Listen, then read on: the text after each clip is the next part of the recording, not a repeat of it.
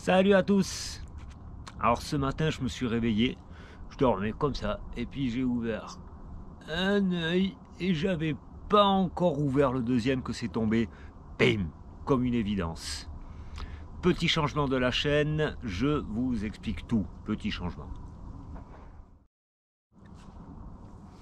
Ça fait quand même un moment, voire même depuis le début que j'ai lancé ce défi vidéo sur 365 jours que je me dis sport holistique, ouais, ok, mais en fait je parle vraiment en grosse majorité de autre chose, de plus un travail intérieur, plus un travail mental, psychique, psychologique, et du coup ça faisait pas entièrement sens sport holistique, mais j'avais pas d'autres idées, alors voilà, je continue avec ça parce que sport holistique en même temps, voilà, c'est quand même le nom de mon entreprise de coaching sportif que je lance en même temps. Alors j'ai continué avec, et ce matin, vraiment au réveil, ça m'est tombé dessus. Je me suis dit, mais en fait, ma chaîne YouTube, faut que ça s'appelle la chaîne holistique. Et donc voilà, chose faite. Le nom est changé déjà. Le logo est pas changé, ça je vais encore y travailler, mais j'ai beaucoup de choses encore à faire à côté, beaucoup de choses en cours à finir. Ça va venir petit à petit. Ça va venir petit à petit, et pour moi ça fait quand même plus de sens comme ça. Holistique, qu'est-ce que c'est que holistique? Peut-être que ceux qui ne savaient pas, qui regardent les vidéos, ont déjà regardé un petit peu. D'autres savent. Holistique, en fait, ça vient du grec holos, qui veut dire le tout, l'ensemble. Et tic, c'est de thérapeia, de thérapie, donc le soin en fait. Donc on va prendre soin de l'ensemble de l'humain, qui veut dire le corps et l'esprit. Donc c'est pour ça que pour moi, qui adore maintenant un petit peu voilà, réfléchir, faire le chemin intérieur, appliquer ça avec mes cours de sport aussi, parce qu'on va regarder sur des mouvements, quelles émotions ça fait, selon certaines choses. Et donc ce nom de sport holistique, ça faisait complètement sens pour mon entreprise sportive, et voilà, pour une chaîne YouTube que il y a des gens qui peuvent potentiellement regarder, qui me connaissent pas, où on n'a pas de contact direct, on va avoir des contacts que par les vidéos que je vais poster. Le terme sport qui est en plus en premier, ça faisait pas beaucoup de sens.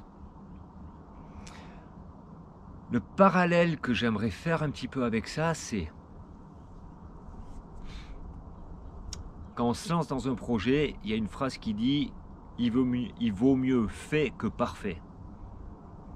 Dans le sens où si on attend d'être au top pour lancer un projet, surtout dans lequel on va être visible, pour moi la chaîne YouTube, il y a des grandes chances que ça se lance jamais. Moi, si j'avais attendu d'avoir un nom qui correspondait, d'être à l'aise sur les vidéos, d'avoir mes sujets pour les 365 jours, j'y ai pensé aussi à ça. J'avais commencé à me faire un calendrier avant de lancer, en me disant ah ben premier jour je vais pouvoir parler de ça, et j'avais rempli 10 ou 20 jours, je sais pas, depuis que j'ai lancé la chaîne. Donc je sais plus exactement quel jour aujourd'hui, bon, on est autour des 50 jours en tout cas. J'ai pas regardé une seule fois ce tableau que j'avais préparé au préalable. Donc ce qui veut dire que quand on a un projet comme ça, il faut faire, il faut se lancer. Si on attend de tout maîtriser, on ne se lancera pas. Et ça pour moi, c'est vraiment la leçon que j'en tire de ça, parce que ce matin, c'est vraiment tombé. Et si j'ai eu ces évidences-là qui me sont venues en tête, c'est parce que j'ai bientôt 2 mois d'expérience. Tous les jours, je mets une vidéo, donc tous les jours, je m'améliore sur ma capacité à faire des vidéos. Tous les jours, je m'améliore sur comment traiter un sujet. Et j'en suis à même pas 2 mois encore. Et il me reste 10 mois. Donc, pour ceux qui ont des doutes un petit peu, je vous invite à regarder les 2-3 premières vidéos et à regarder les 2-3 dernières. Et je pense qu'on voit clairement la différence. Mais la différence, elle ne s'est pas faite parce que j'ai un sens inné à faire des vidéos, j'ai un sens inné à parler devant une caméra. Elle s'est faite parce que tous les jours, ça fait bientôt 2 mois que tous les jours, je fais cet exercice pendant 5 minutes minimum, parfois 10, parfois 15 quand je fais plusieurs prises, parce que la première me plaît pas, la deuxième me plaît pas, ça arrive. Et donc, c'est vraiment en se lançant qu'on s'améliore.